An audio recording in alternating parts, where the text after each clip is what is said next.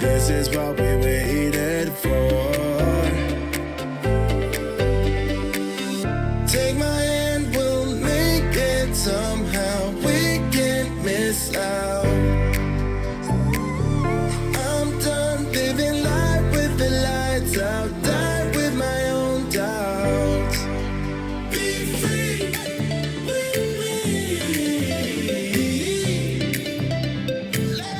I don't know what that was. Alright, so Dama, yo, 30 in the clip, drop 100 on the zip. All I see is blue faces, you would thought I was a crib. I don't say a word, got my fingers to my lip. Yeah, and I don't never trip, all I do is take trips. I just knew I was the man ever since I was a jit. Shorty got them double D's, I'm trying to see a nip slip. Make $1 million while I'm young and still RP nip. Came up with a plan and we sticking to the script. Break that thing down, double back and make a flip. Can't show the whole thing, y'all can only get a snip. You ain't gotta wait up on me, yo my nigga, you could dip. Every album that we drop, they know it's fire, no skip. See us in person, yeah, and now they wanna pick. Yeah, it's ice, so forever, they ain't fucking what I click. All this weight up on my shoulder and I ate it like a chip. Niggas talking about drip, but they really unfit. Yeah. I don't care how much you pay for your fit, you not lit. Nah. Shorty told me put it in, but I said it can't fit. 60 off a parlay, would've thought I was a roller. Jean pockets full and a jersey Villanova. Do this for my blood, they won't let you till it's over. They keep watching numbers, got them betting under over. 19 was a good year, like my name was Barbosa. Keep you up to speed, gotta bring the car closer. Do this in one take, what the fuck is started over? Yo, what the fuck is that? That shit sound foreign, like we out in Monte Cristo. Came from copping deli food, I was young on Bristol. Too much monkey in the middle, that should get you sizzled. Fry eye, dry cry tissue. Life is what you making, nigga, I've been living blissful. Put you in a shirt just to make your mama miss you. Slept with 2 girls and they both named Crystal. How the fuck you judging like you know what I've been through? Tell them bang the gavel cause I'm stunting like I'm meant to. 2 fingers locked in, yeah, you know just what I'm into. Gotta pay up cause you know them times been due. That's my brother conscious to the, yo, continue. Yeah. I don't care how much you pay for your fit, you not lit. Nah. Shorty told me put it in, but I said it can't fit. Yeah, dirty money getting made, gotta do it legit. Yeah, I sold this forever, they just mad we won't quit. Yeah.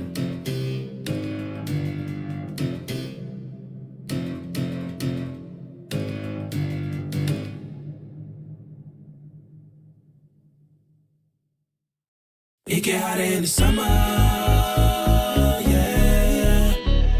Hotter in the summer.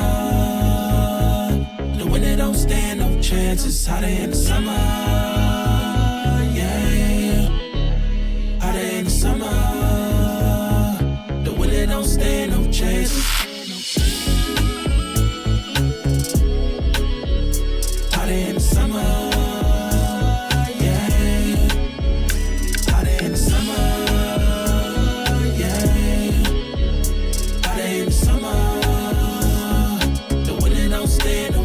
Gotta watch your front and your back. Be careful who you hugging, you dab. Cause these niggas ain't your brother like that. Don't really love you like that. From the land of snakes, trying to be a great. Trusting everybody that I love, that was my mistake. Turn me cold-hearted to a savage. If you fuck me over, I ain't giving out passes. Doing big shit, we ain't doing nothing average. Hotter in the summer if you ask. It get hotter in the summer, yeah. Hotter in the summer.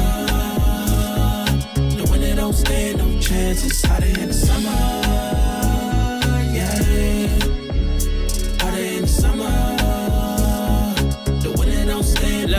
Went from wearing Chuck Taylor to Balenciaga. Sweaty niggas think I'm rubbing on the genie bottom. Giving nada, saying nada, I'm just pushing product. I made my waves in the winter, now my summer hotter. Niggas gotta catch up. Move too swift for all the lame shit. You asking for a favor, how I know we ain't the same, bitch. Watch how I in and out lane switch. They tryna earn cheese off a K, but they ain't switch. Hotter in the summer.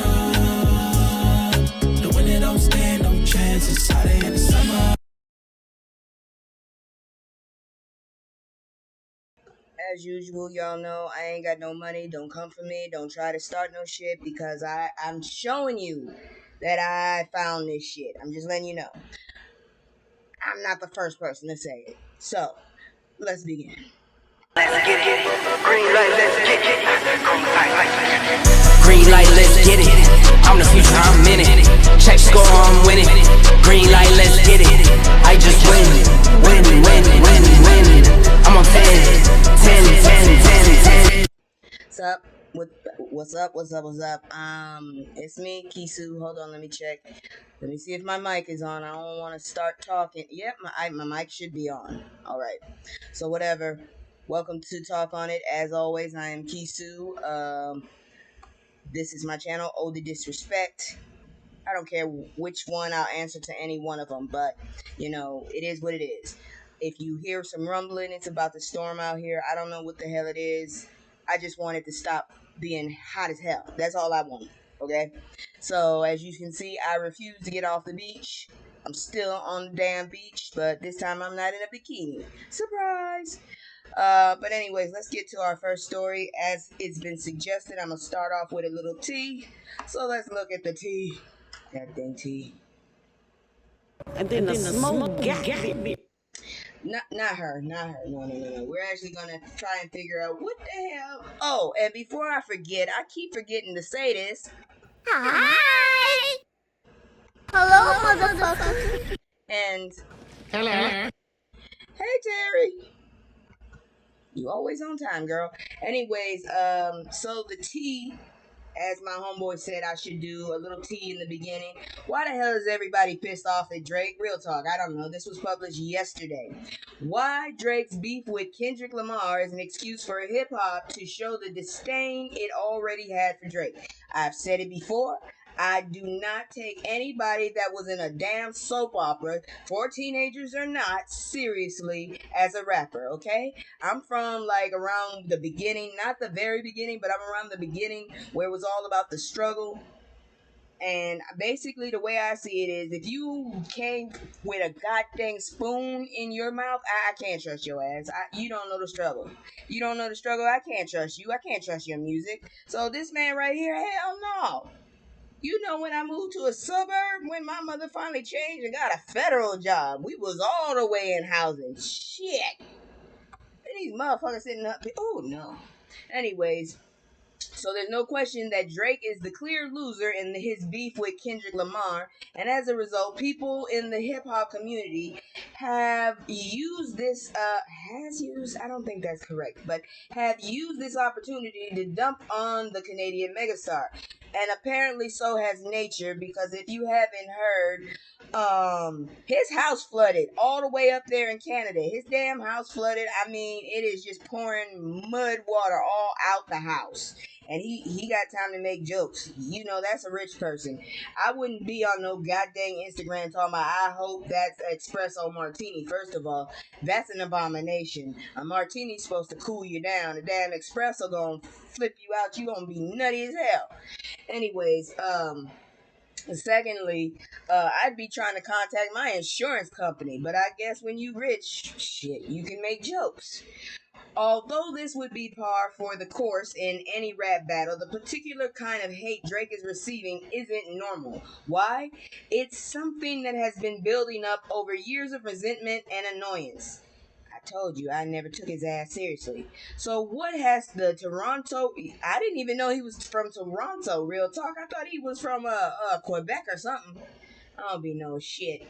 So, what has the Toronto rapper done over the years that has caused people to feel? You know what people feel? Cause people feel. Cause people feel. That's what it says. Cause people feel. I know that it's grammatically incorrect. I done told y'all the root. Y'all need to come talk to me about a job proofreading. That's not right. I done already corrected twice in this damn article. Exactly. I have never cared for him. The only time I've actually gotten my attention on that dude was when he used the New Orleans bounce music. That's actually when I actually started paying a little bit of attention. Plus, I was going through an angry moment. So that 0 to 100, I just felt 0 to 100. I didn't pay attention to anything else he rapped. All I heard was 0 to 100 because that's how I felt. And I finally heard a snippet of what the song Blueface was famous for, and all I can say is, I am so glad I was in another country when that fucker came out. In 2019, he came out with that stupid ass song Tatiana. Man, I thought that was a joke. I didn't know he got famous for that bullshit, and I didn't know that was him. That's some shit. I was like, you know what? Music ain't worth any damn thing anymore. Cause I heard a snippet of it in China, but I didn't pay attention because I was like, who the fuck would make a stupid ass song called Tatiana? Well, now I know. Shit, it only took me 5 years to figure this shit out. God dang it. Damn you, Blueface. I want to arrest you just for that bullshit. Oh, that's a dumbass song. God dang you. And then I saw the graphics today, too. You asshole. Somebody got your ass or you got them. Somebody did some shit ass work. That was a horrible video. And all I saw was maybe a minute of that bitch. Woo! Somebody need their money back. Somebody need their money back. That's all I can say. Girl, at one point I said hip hop was dead, but someone said no, it wasn't. So I guess if hip hop ain't dead, it's on life support. That's for damn sure. Shit. Anyways, let's start with the obvious. They said the obviously. Let's start with the obviously. That's not right. The obvious. Let's start with the obvious. The root, you getting shamed. Whoever the hell is doing this was drunk when they wrote this shit. That's the third time I done fixed this. Anyways, let's start with the obvious. He pissed off the entire West Coast through his mockery of California legend, dangling Tupac's ring in Lamar's face and claiming Lamar doesn't give back to his community. But the animosity Drizzy is getting is much deeper than even that. But wasn't he born in freaking Baltimore? Didn't Tupac originally Tupac was born on the East Coast. God dang it. I don't get it. I guess we both can claim him. Shit. Because he was born on the East Coast and then moved to Oakland. They even made jokes about that shit. Fucking Baltimore so bad that he moved to fucking Oakland. I'm just saying. Anyways, but blackface. Okay, I did not realize he really did that shit. Okay, I thought that was a AI. I thought somebody made that with Photoshop. I didn't know he did that for real until they started talking about his beef with Pusha T. I did not know. So they say hip hop fans still aren't over the shocking photo Pusha T revealed in his 2018 beef with the Toronto pop star. Yeah, I would consider him a pop star. I ain't never seen a rapper sing that damn much in my life. Although Drake attempted to explain the blackface photo away at that time, there ain't no explaining that shit away. Somebody need to slap you in the face with a clown shoe, okay? Anyways, it didn't work as the hip hop community continued to question why he would do it in the first place, even if it was years before he was a rap star.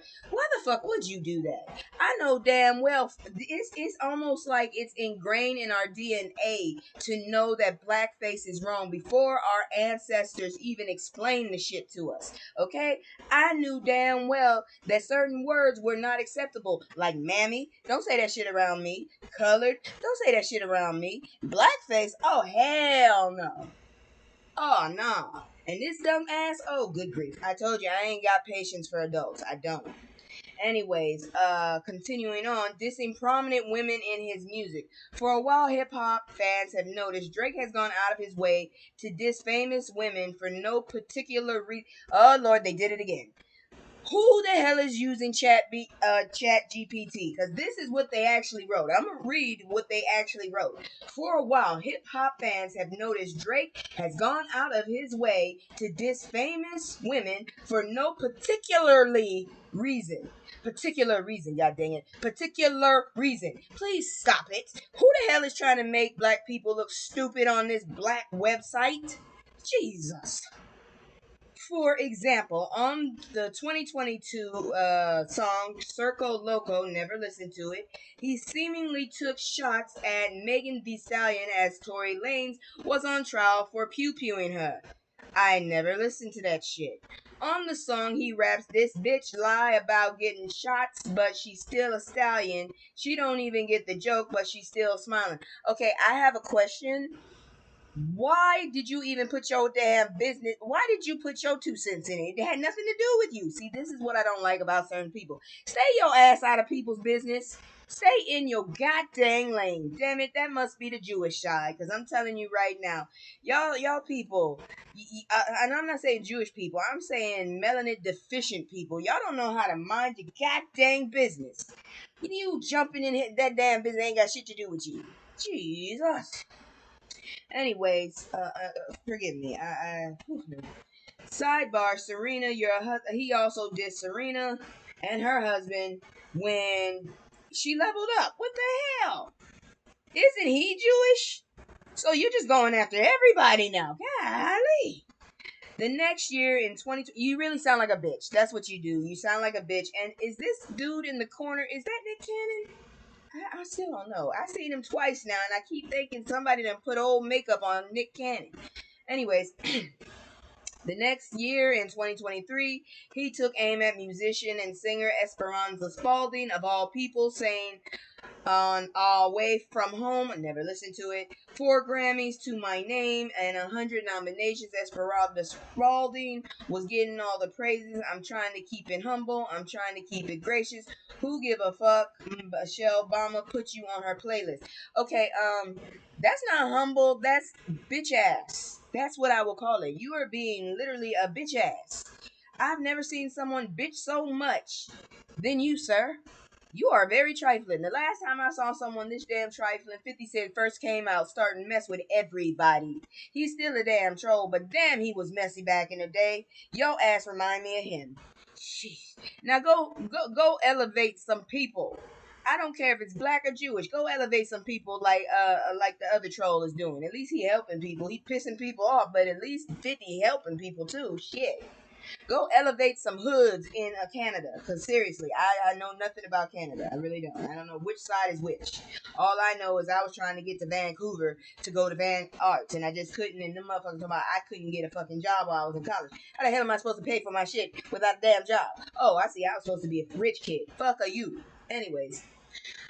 Obviously, everyone's reason for hating on Drake is different, but these all mount up to reasons people are using this moment to clown, especially coming off his loss to Kendrick Lamar in the rap beef of the century. How the hell did you have the last word and you lost? Most people to get the last word are the winners. You got the last word and still lost.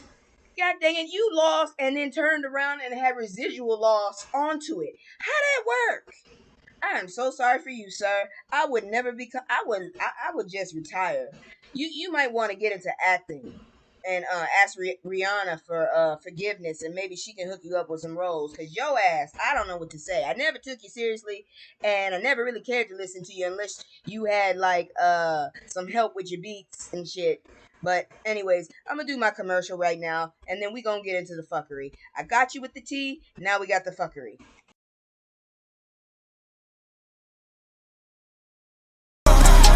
It's just me and the fam. It's just me and the fam. It's just me and the fam. It's just me and the. It's just me and the fam. Yeah, yeah. It's just me and the fam. See my little Tay-Tay, that's my hype girl, that's my mascot. No one's gon' for hours and some hours till we pass out. Stay inside the house, turned up with them racks out. Stay inside the house, turned. Ooh, it is coming down outside. Maybe I can finally go to sleep without the fan on my back freezing the shit out of me. Ooh, yeah, girl, I like that song. Well, some rap, I would say underground rap is still good, but the bullshit they keep feeding us is not worth it. But anyways, let's look at this. You know it's coming, fuckery. But I do have good news later on, but I still have fuckery. So what? The outrageous reason Burger King fired a whole black family. Oh my god, I'm trying to figure out that name. And why is it in freaking Mississippi? Damn it. This was reported yesterday. Oh lord. When we hear the term Nepo babies, we often think about children of people in high ranking or popular positions. But in the case of this black woman in Mississippi, she was trying to get her children jobs at a fast food restaurant. I don't know what to say about that shit. Last week, Burger King manager, this name, Shakalaya, Miss Dixon was fired after discovering that she hired her son and his 3 friends at a location in Clinton, Mississippi. Her son and his friends were relieved of their positions, according to KBTX. Now, my question is, what the problem is? Don't nobody want to work there. You found 3 extra people. That motherfucker just increased your workflow. How many people were vying to work at Burger King? Really? How many people were like, I have got to get this job at Burger King in Mississippi? Y'all motherfuckers is doing too damn much. Anyways, though this job was just meant to help them earn extra money over the summer, the group of 4 boys considered it their safe haven. Cordarian, that name, Valentine, Dixon's 15-year-old son, told the local news outlet, "We could have really been out doing that, but we went out and worked." Would you stop insinuating shit? God dang you. Nixon was so excited about working with the group of friends over the summer that she shared a photo of them working on Instagram. Surprisingly, the post received a lot of love on the internet, with entertainer Nick Cannon even bringing attention to it. But her fun summer came to an end when she got a call from her district leader. You know, your district leader need his ass whooped. That's just bullshit. This is just teenagers doing something constructive. A mama helping her kids. I'm not sure why the hell you still at Burger King and you a mama, but hey, times are tough and I understand. That would be my worst nightmare, honestly. Shit. She said but hey, everybody need to make a way. Maybe she just doing that and her man is like, holding it down. She just doing it for fun.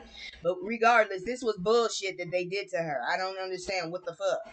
She said, "We don't want to turn something good into something bad, but we have some concerns." The concerns she had were the fact that Darian is my son and how much money they were getting paid, Dixon said. According to Dixon, management told her that minors were supposed to get paid differently than adults. Why? Work is work, motherfucker. Work is work. I ain't never heard that before. Shit. It was never brought to my attention beforehand. It came down to policy, but I feel like policy wasn't in play in the beginning, she said. Since being fired, Dixon has created a GoFundMe to help her son and friends pay for school items in the fall. Look at that shit. She done lost her job. She trying to raise money for her kid. You see, sometimes the fuckery isn't even worth it. The fuckery is sometimes not even called for. On the page, she wrote, "We need monetary donations, school supplies, school clothes, bill donations, and anything else that will help us get through this unexplainable moment. You should also sign up for unemployment and maybe also food stamps and shit." Real talk. Motherfuckers on food stamps be getting better shit than motherfuckers working their ass off. Real talk, and that's a damn shame. Nepotism has been a hot topic lately after LeBron James' oldest son, Bronny, was drafted by the Los Angeles Lakers in the second round of the 2024 NBA draft. Though many championed Bronny's achievement, many were skeptical, claiming that they don't like nepotism no matter if it's a black or white person involved. Maybe the thought that she would play favoritism, but it's still effed up. Exactly. But my whole thing is, I have never heard of kids. I've heard of kids not being able to work the same amount or being able to get benefits, but I ain't never heard of a pay rate being different. That is bullshit. That is stupid as hell. I promise you right now, you better pay me for my damn work. If I gotta work just as hard as a goddamn adult, then damn it, I need to be paid like a fucking adult. You better give me a child-sized amount of work then if that's the case. That is some bullshit. But anyways, like I said, I'm gonna give you the fuckery now. I done sucked you in with the tea. Now we gonna look at the goddamn fuckery. Then I'm gonna pull you out of it with something else. But let's go. And then the smoke got me. Georgia County says slave descendants can't use referendum to challenge rezoning of island community. Now, if you've kept up with me, then yes, exactly, that is wage debt. That damn woman need to get sued. But if you kept up with me, I have been talking about the Geechee, and those are the people that manage to keep as close as possible African culture as anyone. They have their own society and all that, and their own language, and on an island off the East Coast. And these motherfuckers coming for it. That's the problem. They coming for it. It's like we can't have shit. Zoning changes by a Georgia county that some residents say threaten one of the South's last Gullah Geechee communities of black slave descendants can't be challenged with a referendum. An attorney said Monday in a letter to the judge considering a petition by local voters. You know what, y'all some assholes. Just because you have the money don't mean you can just steal people's motherfucking land. Though Georgia's state constitution allows citizens to force special elections on some decisions by county governments, it doesn't give them the power to overturn county zoning decisions, wrote Ken Jarrod, an attorney representing McIntosh County Commissioners. I hate y'all sometimes. I really hate the way y'all do. Whatever the dude's name is, the asshole's letter to McIntosh County Probate Court Judge Harold Webster comes a week after black residents of Hog Hummock filed a petition seeking a referendum on the commissioner's decision last fall to weaken zoning restrictions that for decades helped protect the tiny Hog Hummock community. They had no problem with them when slavery was around. I hope they take it to the Supreme. I don't know about that because you do know that the Supreme Court is just full of freaking Trumpers now. They might get railroaded. Real talk. I ain't even gonna lie. They might get railroaded. But I'm hoping that maybe they can prove historic stuff. Maybe they can prove that they have a historical presence there, and that will help. Because I've heard that if you can prove historical foundings or historical artifacts or historical landmarks, they can't touch that shit. And I feel like the fact that this is a cultural landmark, I feel it's a cultural landmark, and I also feel like it's a historical landmark because they're saying that the Geechee Gullah people are as close as black Americans are going to get to traditional African culture. Exactly. I just can't stand the hell that y'all got enough fucking land. You're buying up the hood, and now you coming for the historical shit. Y'all some greedy ass bastards. This is the end of times. I hate y'all. I really do. Anyways, located on largely unspoiled Sapelo Island about 60 miles south of Savannah, Hog Hummock was founded by formerly enslaved people who had worked on the plantation of Thomas Spalding. About 30 to 50 black residents still live in the modest homes along dirt roads in the community, also known as Hog Hammock. Descendants of the enslaved island population in the south became known as Gullah or Geechee in Georgia. Their long separation from the mainland meant they retained much of their African heritage. Hog Hummock residents and their supporters submitted a petition on July 9th with more than 2,300 signatures at McIntosh County Courthouse. Organizers said they collected hundreds more signatures than needed to put the zoning issue before county voters. This is disgusting, honestly. That jackass basically, what would he say?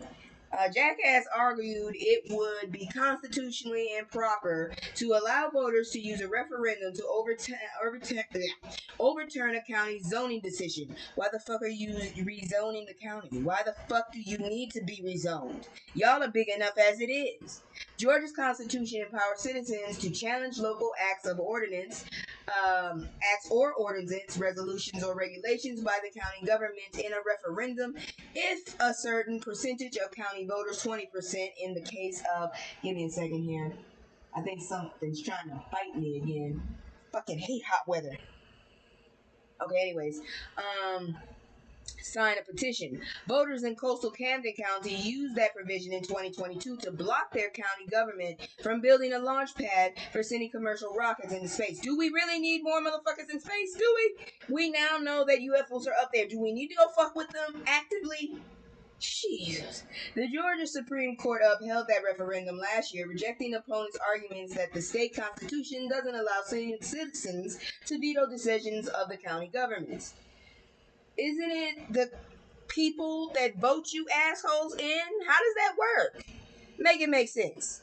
Because if it wasn't for these people that you technically work for, you assholes, and not the other way around, you wouldn't have a damn job.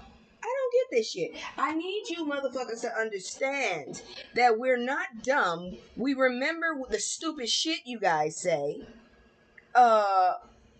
Cause believe me, some of the shit y'all say is appalling, and you think just cause we haven't acted a damn fool that we don't remember it. Secondly, y'all work for us. We don't work for you. You're not no fucking god. You're not a deity. I don't need to fucking serve you. You need to serve me, and I can easily take my vote somewhere else or take my ass somewhere else. If we all fucking leave, who the fuck is gonna pay your bills, huh, bitch? Because guess what? If we don't work, if we're not in this fucking country, guess what? You don't get a check. Assholes, y'all don't make any damn sense. You really don't. So let's go to the next bit of fuckery. I'm telling you, it's just bullshit. Seriously, it's bullshit. Oh, Lord, they get on my nerves. Emotional content. So Biden finally claps back at Trump's black job comment, which was I'm trying to figure out what the fuck is a black job. Because the last time I checked, I didn't see black jobs. I certainly would have looked for that shit first when I couldn't find one. Jesus. But I'm glad he clapped back. Biden got some spice in his ass. Because did you see how he dealt with old boy? What's his name? The bald-headed dude on NBC News. The bald-headed Lester. Man. And that's what I want to know. Because he asked, how come nobody's talked about all these damn lies Trump be saying? Damn it, he a damn liar. And one thing my mom always said is she hate nothing worse than a liar. A low down and no good. And god dang it, I ain't never seen somebody lie that damn much and lie and know he lying and everybody know he lying and he still tell the lie. How does that work? I don't get it. Because I'm sitting up there like, we all know you lying. It's kind of like you standing there naked in front of us. You do realize we can see you, right? We can see you. Trump and Biden just pandering to get the black vote. Man, seriously, I just want to survive. That's it. And Trump lies so damn much, and I'm trying to figure out how the hell he keep his ear if the bullet got him in the ear.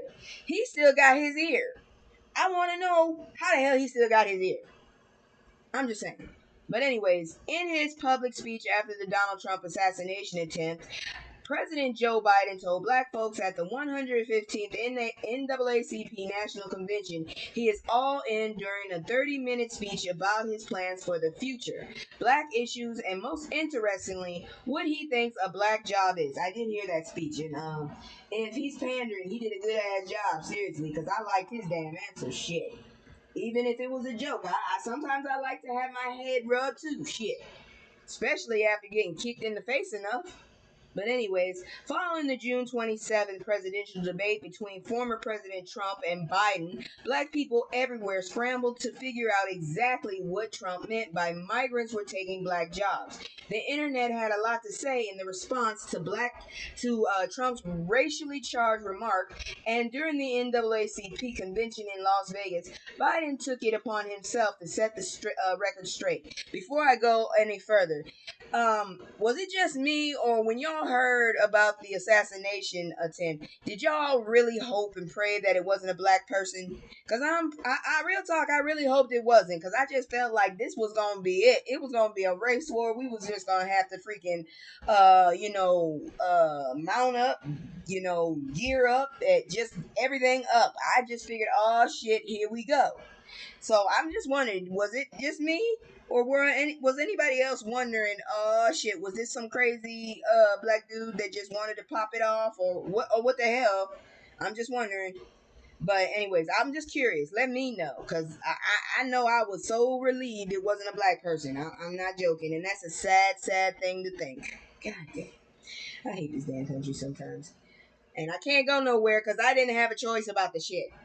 Anyways, folks, I know what the hell is, I'm telling you, I have to keep correcting this. This is the root again. Folks, I know what the hell is a job. What the hell a black job is. That's what they said. What the hell a black job is. Who the hell sounds like that? I'm not reading that. Biden told the audience it's the vice president of the United States. He continued to a roaring crowd. I know what a black job is. Well, technically, she's not all black. She is part Indian, And she does like to prosecute black folks, I'm just saying. It's the vice president. Yeah, okay.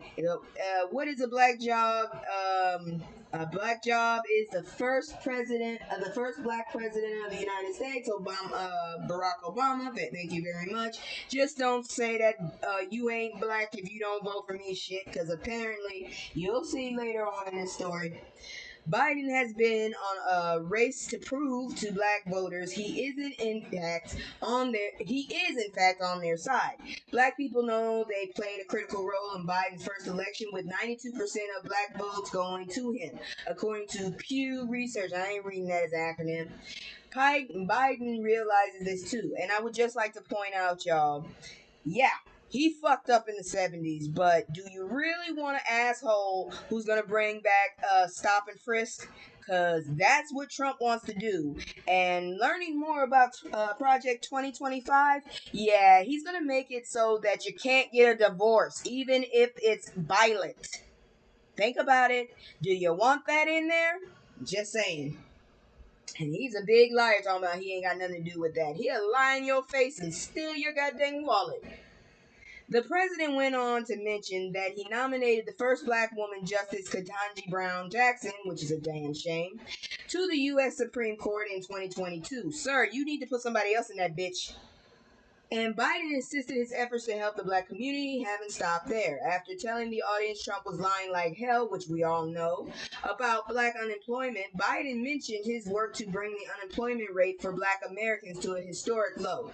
Look, real talk,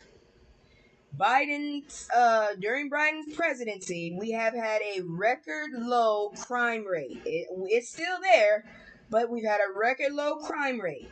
We've had a very high number of melanated people having jobs. I'm just saying, dude isn't the best, but he's a hell of a lot better than that damn liar who will sell us out to either China or Russia. Which one you want to be? You want to be Chinese or Russian? Make your choice, because that's what we're going to get if we have that lying turd in office again. I'm telling you right now, either way we're fucked, but how much do you want? How about this? And I hate to be vulgar. Do you want lube or you want to go dry? That's all I want to know.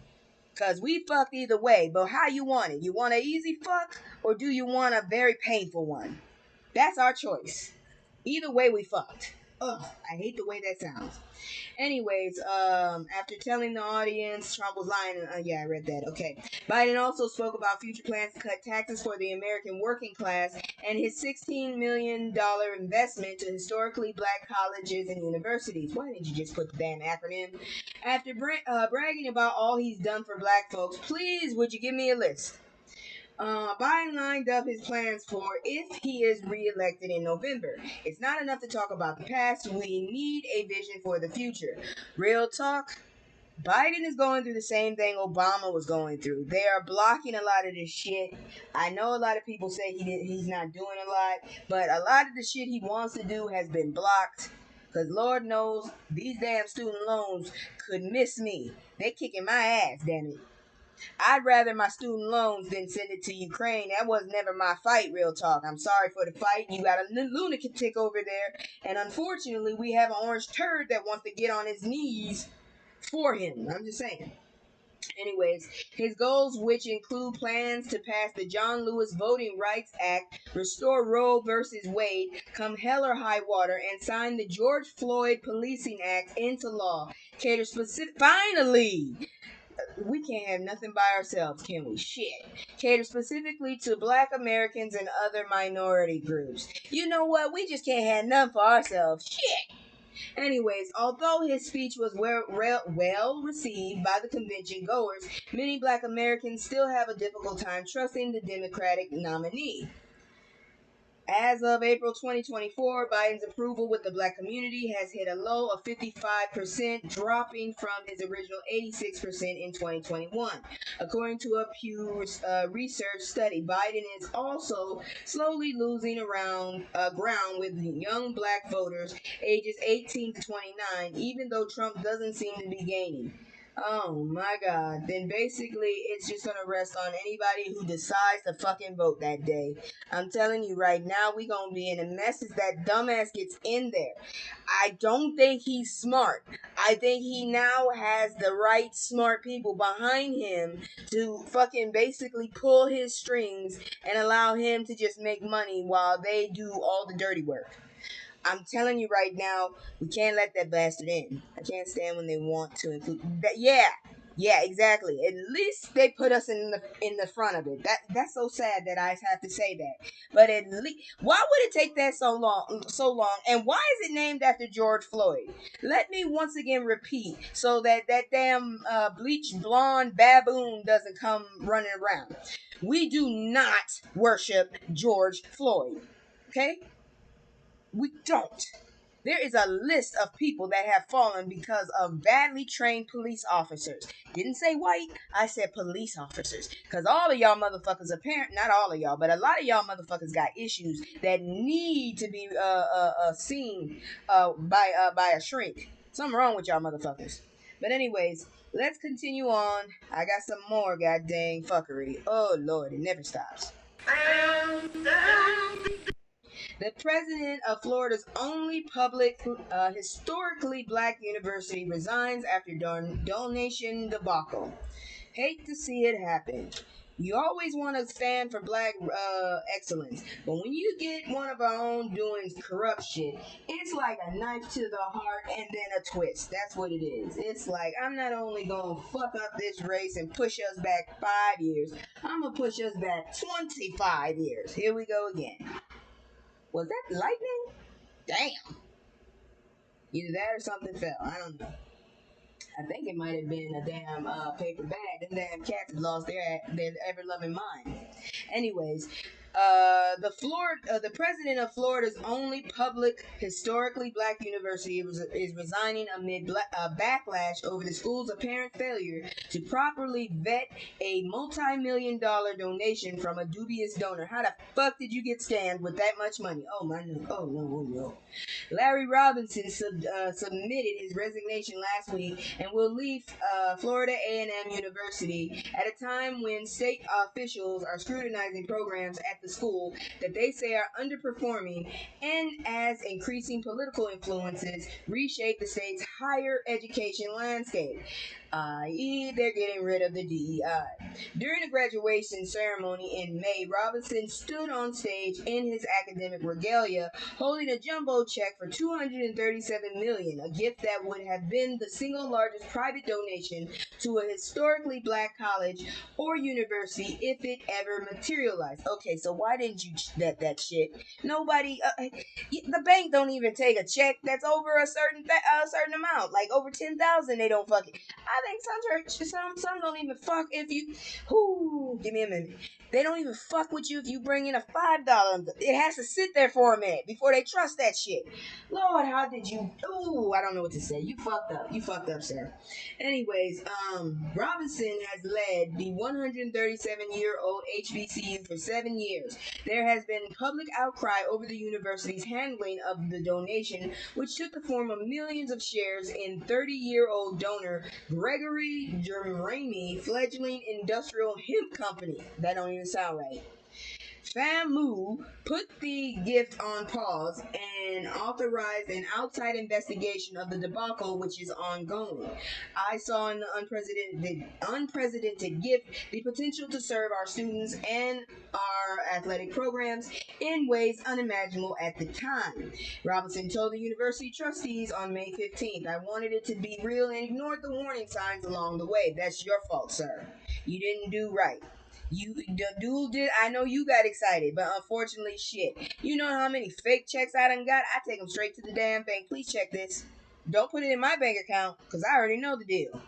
Anyways, during Robinson's tenure, FAMU has touted its rise in national rankings, but state officials have also scrutinized the flagging performance of some of the university's programs, including its colleges of pharmacy and law. Oh Lord, those are the worst places to have debacles.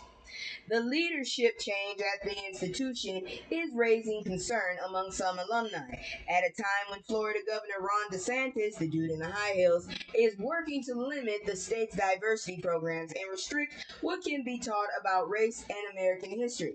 Because eventually we're going to figure out that trolls do exist, and this is what happens when a troll and a woman get together. You get DeSantis, because damn, he looks like a troll. Democratic State Senator Chevron Jones, who's a 2006 graduate of the HBCU, says he hopes the university leaders remember the institute was founded to educate African Americans as it searches for a new president.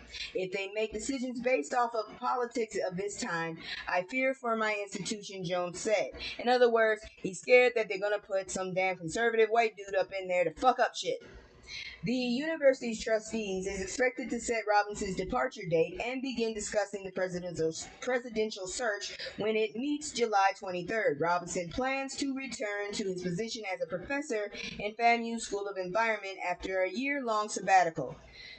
You know, only a certain level of people can do that shit. Your ass quit, and now you can take a year off. Fuck that shit. And then come back to the same company? I would be so shamed. I really would. I would not be able to come back to the school. I couldn't do it. But anyways, we still got some more fuckery. Let's get it. All I can say is this shit is ridiculous. Now we going international, y'all. And then the smoke got me.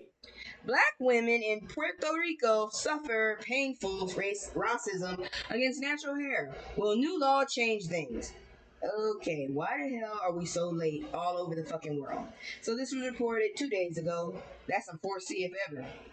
When Cynthia Calazo Pacheco was a 5-year-old girl, I'm going to just say your first name, ma'am, growing up in Puerto Rico, she begged for a perm. After being called names like monkey in school, she come to think of her natural afro texture hair as a problem. But even a perm didn't fully resolve the hate. Yeah, we have that issue in the U.S. too, because Lord, I was 12 when I finally got a perm. Motherfuckers told me my hair was nappy. Come to find out it was just thick. I would receive a lot of abuse from my classmates and comments about smells like burnt hair, my hair being called dry, Cynthia told the Griot. I hated my hair because I didn't even know how it looked, but I knew that it wasn't good and there was a reason and why my mother specifically had chosen to relax my hair. You do not relax a 5-year-old's hair, that's sick. Cynthia is a co-founder of the Colectiva Resistencia Cimarrona. Why didn't you just give me the English? Maroon Resistance Collective. You guys are assholes. A group of black activists partnering with 28 organizations in Puerto Rico, such as the magazine Revista Etnica and the feminist health organization Taller Salud, Taller 2 L's, to obtain legal protection for Afro descendants with natural hair. Well, I heard originally that Baricuas, the darker ones, were the original ones, but I don't fucking know. All I know is I already heard there was a lot of colorism in the Latina community, but I don't know because I'm not that. I'm Cape Verdean and black, and I'm so ashamed that dumbass Amber Rose said that shit on national television. Fuck. I know people are going to connect that with me because I said it too much down south. Anyways, not her, but Cape Verde. Beyond anti-black sentiment through natural hair, there are often rules in the workplace and schools that ban black and natural hairstyles like locks, cornrows, afros, and more. The activists joined forces with a history-making black female senator on the island, Anna Irma Lassen, to propose a law known as Senate Bill 1282. The legislation would specifically ban discrimination against natural hairstyles in the workplace and school, going beyond the generic anti-discrimination laws currently on the books. The campaign for the new law is known as Mi Cabello es mi corona. My hair is my crown. We've been said that. What's wrong with her hair? It's straight as hell, though, that's for sure. Alanis Ruiz of the co-founders of Collective Resistance, the Maroon Collective, the Maroon Resistance Collective said being bullied for her hair in school, taking an anti-racism course, and seeing black women get the Crown Act passed in the continental U.S. inspired her to develop a solution. Don't you believe it? I had a whole bald-headed black dude come up to me and tell me my whole goddamn Bantu knots were not appreciated at a fucking construction area. Who the fuck is getting distracted by my hair? I'm in the fucking shed as hot as it is and dusty shit. I thought, wow, it would be really good for us to have legislation like this in the island, particularly because of what we were sharing in the space where other young people, black people, and Afro descendant people were talking about their experiences with their hair, Ruiz told the griot. Baby, you ain't alone. Us in the U.S. going through the same damn thing. After more than 3 years of rallying to propose the law and submit it to Puerto Rico's House of Representatives, the law known as, law against discrimination by race and ethnic origin and adoption of protective styles. I'm not reading all that shit in Spanish. Passed in the Puerto Rico House of Representatives. Yes, I took Spanish, but my family speaks Portuguese. Don't fuck with me. After an intense public hearing in January 2024 of powerful testimonies about hair discrimination, the bill passed in the Senate. However, it took writing a letter and Afro hair pride demonstrations outside of the Puerto Rican capital in May to get fully approved. That's a damn shame. Nevertheless, it is still awaiting the signature of Governor Pedro. I ain't saying that last name. If he doesn't sign by the end of the term, the bill will get tossed and activists will have to restart their legislative campaign. Why the fuck do they have to fight that hard? These are all Afro-Latinas. Don't they look like us? Oh, what a damn shame. The issue is painfully personal and urgent to the activists involved. When I was in third grade, I studied in a private institution. I did some cornrows, and they told me that I couldn't be in the classroom, that I couldn't be in the school because of my hairstyle. Why? I was so confused because I loved it and I felt so beautiful. My parents removed the braids and I never used braids after that. You must be out your damn mind. I always thought that cornrows were that was as close as we were going to get to traditional hairstyles for the black race. Because guess what? We ain't really got any goddamn rooted freaking traditions. You took that from us. Acclaimed Black Puerto Rican author and professor Mayra Fibre Santos said the impact of hair discrimination on the archipelago, is about more than hurt feelings. I could say that before, but now that I'm on here, it hinders the access of Afro Boricuas to school, to education, to higher pay, to higher level jobs. Santos said.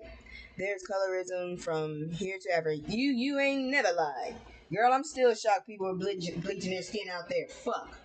Having seen her own children face discrimination for natural hairstyle, Santos said, I ain't saying that other name, said the root of the problem is racism and that it's downplayed in a society where Latino mixedness or mestizaje mixed, I'm not saying it, is often used to deny anti-blackness. In Puerto Rico and in many places in Latin America and the Caribbean, racism operates by the negation of racism.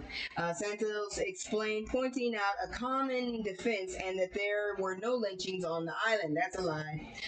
In Puerto Rico, there is no lynching, but we're killing you softly by denying you to get out of poverty and marginalization, she said. You trap the Afro-Boricua population in poverty, or you force them to migrate. Sounds like it's happening here, too. Taking an issue like the natural hair discrimination can bring about a lot of backlash, and both Alanis and Cynthia received numerous angry online comments of speaking publicly about their experiences. Both women said there has also been resistance to sin. Why is there resistance? Why is there resistance that you can't let people just be? Nobody wants to stay in a fucking box. I can't take it anymore. It's bullshit, and it's bullshit, and it's bullshit. That's all I can say. It's all bullshit. You need to get off of this bullshit and stop trying to keep people in a fucking box. Because when you do that, you get weirdos like the weirdos we have now, changing all the fucking physics and psychology and fucking everything because you didn't let them express themselves properly. Now that shit is been bottled up so fucking much, they don't know what the fuck they are. Motherfuckers run around talking about they a dog, okay? That's because you motherfuckers didn't let them express themselves when they needed to. Weirdos are all over the place because you wouldn't let these motherfuckers express themselves when it was at a normal level. Jackasses. But anyways, let me go ahead and do my commercial again, and then we gon' and I would like y'all to please say a little prayer for one of my moderators. I do actually have some. No Salt, she going through some stuff, and I just would like some extra prayer out there for her. If you would be so kind. Now let's go check out my commercial so I can go check this next story. Shit. It's just me and the fam. It's just me and the fam. It's just me and the fam. It's just me and the. It's just me and the fam. Yeah, yeah. It's just me and the fam. See my little Tay, that's my girl, that's my mascot. No one's go for hours and some hours till we pass out. Stay inside the house, turned up with them racks out. Stay inside the house, turned. Alright, we're back, and here's some more fuckery. Let me check how much we got left. Oh, we almost done. Thank you so much. Alright, so in this story, I'm not your field, and white men go on Ross's tirade against black mayor. Now, if you've been hanging with me tight, you noticed that I reported on a bunch of white people on council of a mostly black city in Alabama not letting the mayor take over his job. Well, here we go. So, this one's in Kansas. It's spreading. Two white men launched a racist attack against a black mayor during a city council meeting in Lawrence, Kansas. The July 9th attack stemmed from a lawsuit filed by Michael Arabi, who alleged that his rights were violated when he was trespassed from a city-supported homeless camp in Lawrence, per Lawrence Journal Word. Arabi requested Judge Julie Robinson to amend his lawsuit during the July 9th meeting. Robinson dismissed the suit with prejudice, prompting Arabi to berate Mayor Bart Littlejohn, one of the two black people on the city's council. Why the fuck you gonna turn on him? Turn on the motherfucker who told you this shit. Damn. Anyways, trust me, Bart, if you were the only colored person on that days, I would be saying what I want to say right now. Arabi said, I'd have been over that damn desk as soon as you said colored. You wouldn't have got to person. I'd have had my foot in your motherfucking mouth. I hate that damn word so much. The man went on to hurl racial slurs and make remarks about slavery. Oh, fuck you and your smile. I'm not your field nigger, bitch, Arabi said. When Little John asked Arabi to leave, the man responded, you can't ask me to leave. That's protected speech. I am not your field nigger. Son of a bitch, Little John wants to remove me because of my speech. He has instigated all the fucking night in here, Arabi continued. Arabi's tirade ended with Little John calling a 5-minute recess. However, when the council returned, another white man took the podium and attacked the council. Y'all motherfuckers are so fucking soft. A fucking word shuts down the meeting, the second man said. What the hell? Are y'all on your period? Is that it? Y'all on the rag? Cause this is some bitch ass moves here. Shit.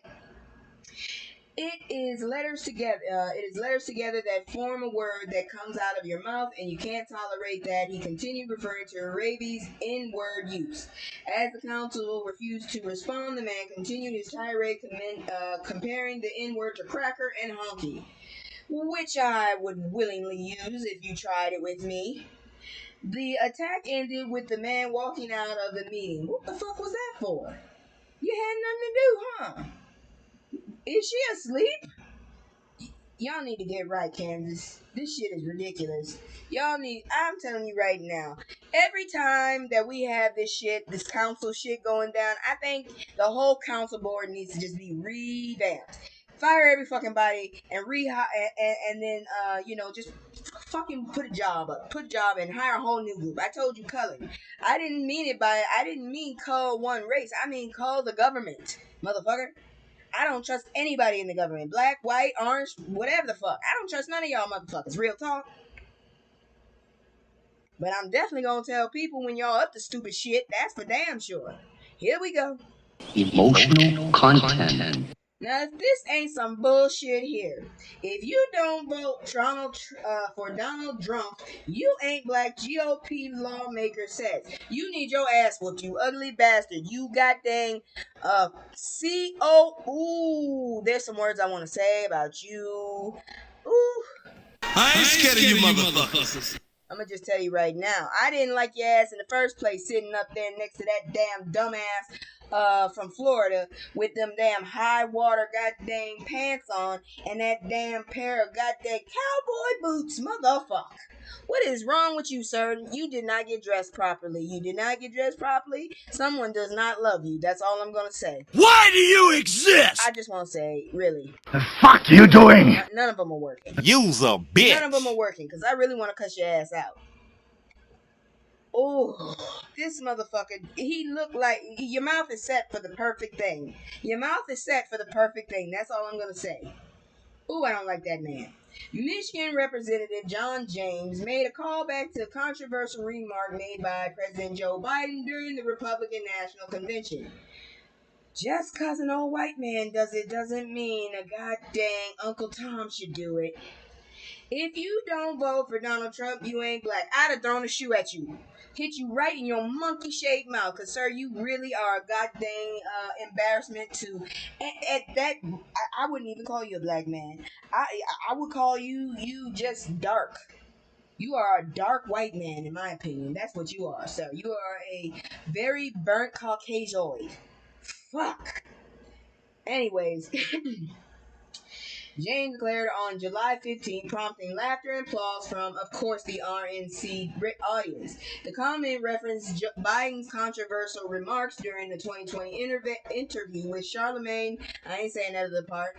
At that time, Biden said, if you have a problem figuring out whether you're for me or Trump, then you ain't black, which was dumb. The president later apologized after the comment drew backlash. You should have had somebody on your team tell you that shit. On Monday, James also linked serving in the military to the attempted assassination of the former president and current felon Donald Trump. Trump was shot at a campaign event in Butler, Pennsylvania, just days before the RNC kicked off in Milwaukee. That's something else me and President Trump have in common. The bad guys took a shot at us, but they missed. Damn it. Yeah, I said it.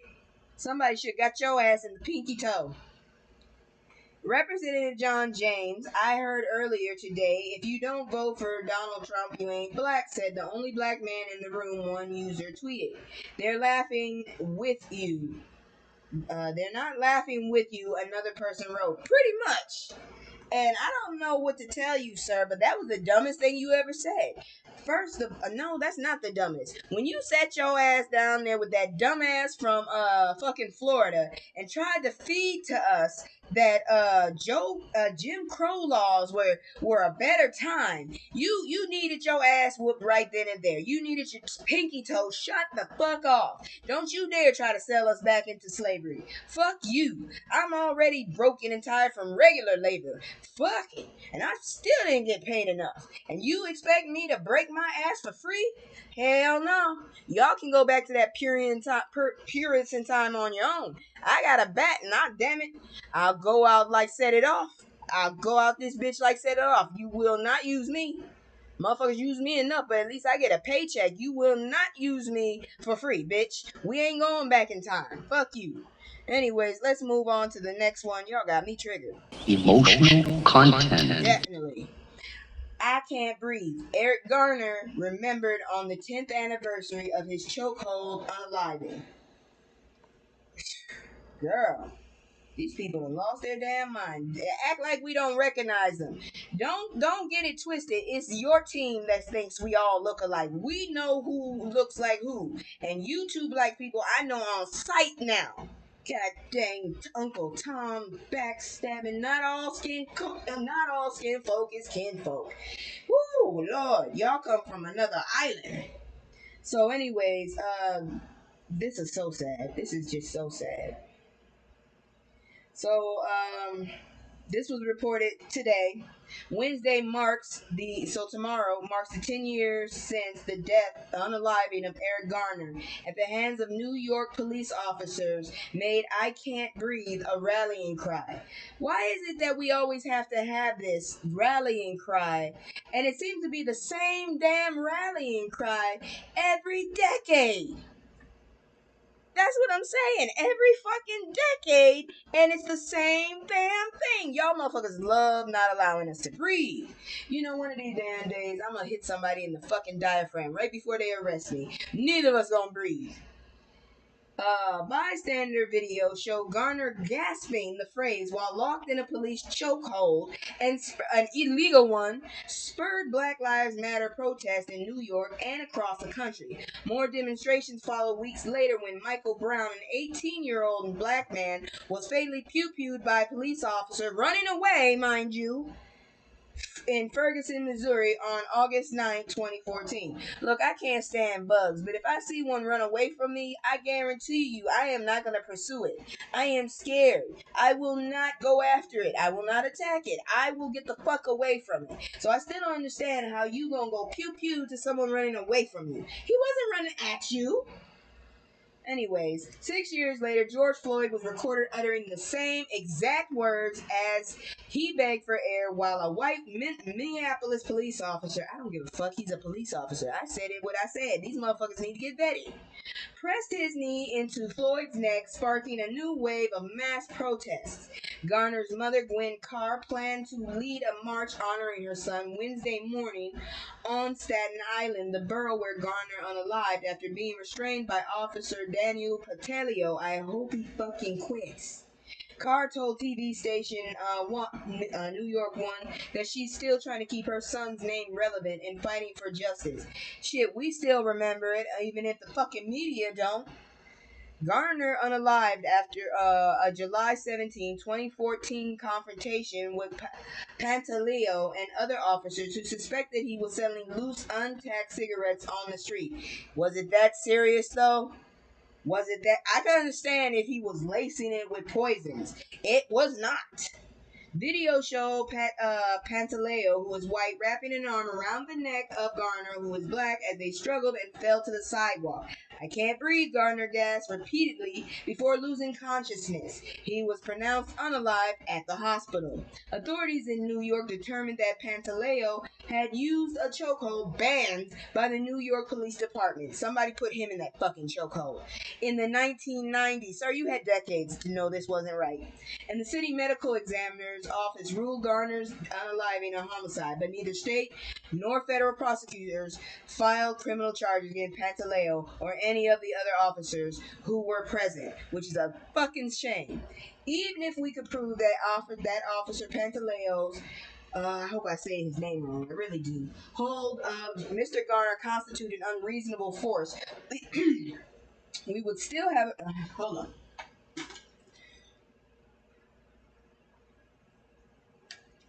Ooh, I gotta find a new way to do this. But I gotta have the same reaction. Oh Lord. Cotton mouth. Sorry. Try to get through this fast. Oh Lord. Give me a second here. I'm dying here. Whew. Moving on. Now if that was a puff up cough, I wouldn't have minded, but that was my throat is itchy cough.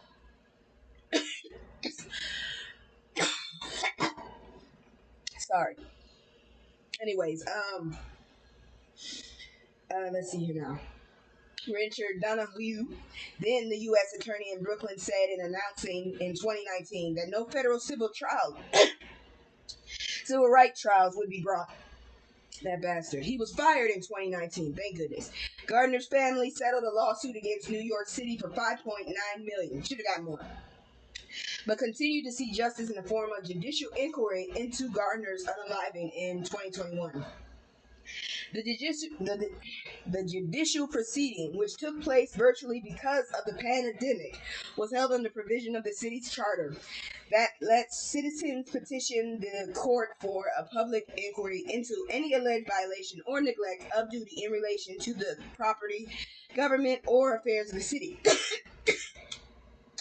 The purpose of the inquiry was to establish a record of case rather than find anyone guilty or innocent. All I can say is it's fucked up. And I'm not going to sit up here and act like, anybody's doing these people a favor. We just got to keep remembering these names and not let them, they're martyrs is what they are. I'm not saying every martyr is good. I'm not saying every martyr is bad. But what's going on is we got martyrs being basically gunned down for no damn reason other than some jackass drunk on power. And possibly some racism, but not all, because not all of these issues with the police has to do with just race, because we got cops fucking up black cops fucking up black people. We get fucked up on all sides, real talk. But anyways, can't breathe. So I'm not sure if this is good news or fuckery, but it's a bittersweet story, so y'all get ready for this one. Emotional content. So this was reported on the 15th. I actually brought them on two different channels, but two different pages, but then I realized it was the same story. 1-year-old boy found alive after spending 2 days on the highway amid hurricane. This is why we need laws to protect us. That's what I'm saying. And why is it named after George Floyd? How about we name it after Emmett Till? Huh? How about that? Anyways, a 1-year-old baby survived 2 days crawling on the side of the highway during Hurricane Beryl. That baby was meant to be here. Bless that baby. According to KADN, the child was found by Texas truck driver Reginald Walton near I-10 in Calcasieu Parish, that's in Lake Charles, Louisiana, on July 9th. Walton said he initially thought the infant was a doll. As I was going down the highway, I noticed an image to the right over an embankment, and I thought maybe it was a doll that someone had thrown out the window, Walton said.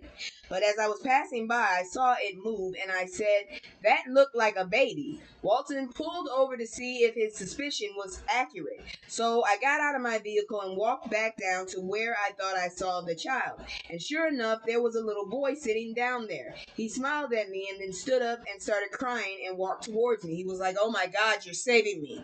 That child was relieved. And once he walked towards me, I grabbed his hand and he stopped crying, Walton recalled. He called 911 and the baby was taken to a local hospital in remarkably good condition. The child's unaliving came shortly after his 4-year-old brother was found unalived. Aaliyah Jack, the mother of the two children, was reportedly arrested in Mississippi for failure to report a missing child. Police said they believe the 1-year-old was on the side of the highway for 2 days. Gary Guillory, the sheriff of Calcasieu Parish, called the incident a miracle as the boy endured. The child's death came shortly after his 4-year-old brother was found. Okay, that's not right. They wrote that wrong again. Anyways, the child's death came shortly after his 4-year-old brother was found. Yeah, that don't sound right. And Jack, I know some people. I'm not even gonna say it, but they got some reputations where I just came from. I'm just saying. Guillory said in a statement, unbelievable, this kid spent 2 days out in the weather on the side of the highway. Thank God the trucker seen him. Here he was crawling toward the highway, so we were thankful for this trucker. And the truth of the matter is that another child was left as well, and that was a 4-year-old boy. She basically abandoned them and went to fucking Texas. There, some people are just sometimes you can't even look at these creatures as human. And once again, I ran into a being that I don't even consider human. That shit is disgusting. But before we move on, here goes a palate cleanser. Go ahead and listen to this while I go look for some water or something to puff, because this is just disgusting. It's just me. Oh shit. It's just me and the fam. It's just me and the fam. Yeah, yeah. It's just just me and the fam. See my little Tay, that's my girl, that's my mascot. No one's go for hours and some hours till we pass out. Stay inside the house, turned up with the racks out. Stay inside the house, turned. All right, and we're back. So I don't know if y'all heard, but that weirdo Amber, yeah, some people don't need children at all, and some of us are just trying to have one or two, when some have so many and don't know what to do with them. So I'm not sure if y'all heard, but Amber Rose is an idiot, and for some reason, the turd got the idiot to come talk. Why would you bring this dumbass up there? She has a fucking tattoo on her face. As most people would say, you surround yourself with people like you. That's all I'm gonna say. And now we got two bald-headed blondes going at each other. This just is ridiculous. On Monday, July 15th, Amber Rose made a surprising appearance at the Republican National Convention to show her unabashed support for Donald Trump. I believe the left-wing propaganda that Donald Trump was a racist, which he is, Rose said to the mostly white crowd. Ironic, isn't it? Donald Trump and his supporters don't care if you're black, white, gay, or straight. It's all love for money. And that's when it hit me. These are my people. This is where I belong, in the trenches. Not only was the model, really? Not only was the stripper dragged on social media for her remarks, but MSNBC media personality Joy Reid, who apparently is bald-headed too and blonde, chimed in on the spectacle as well. She's racially ambiguous. I don't want to say she's black because she said she's not black, which is so embarrassing. So I don't want to say this black woman, Reid said, referring to Rose calling herself as mixed race over the years. This woman, who is of whatever race that she has claimed, she said she's not black, but the RNC brought somebody whose whole career is based in black culture. You dated a famous black rapper. Most Cape Verdeans are considered black, you dumbass.